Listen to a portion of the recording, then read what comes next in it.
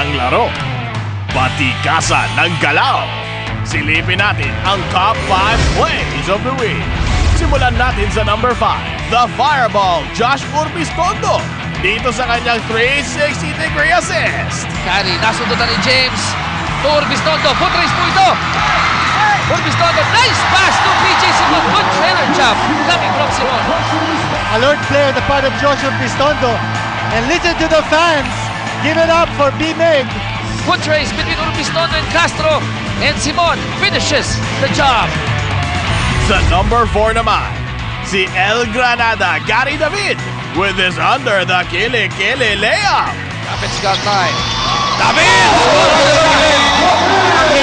Ngayon, nakahanap ng puwang si Gary David.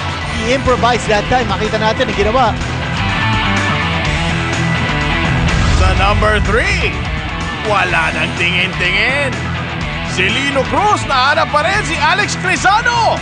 Ito na naman, ayan, no, nabantayan siya. Ilalapit niya yung bola. Celine, what a pass to Alex Crisano. Beautiful behind the head pass coming from Celino Cruz. Ang ganda ng pasa. At hindi naman pinahiya ni Alex Crisano.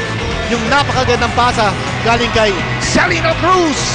Sa number 2, amazing Spider-Man, Arwin Santos.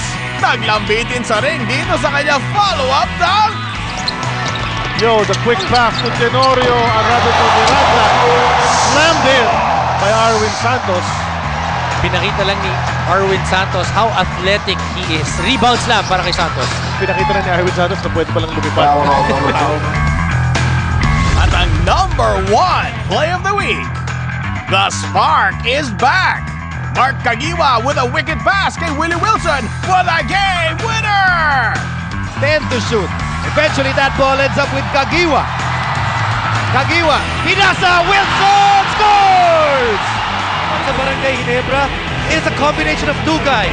The scorer has been Mark Kagiwa, the rebounder has been Willie Wilson. This time around, sabi ni Wilson, tulungan naman kita kasi walang bumabantay sa akin eh. Pero Ginebra, panalo po by just 2 points, a win that they really needed.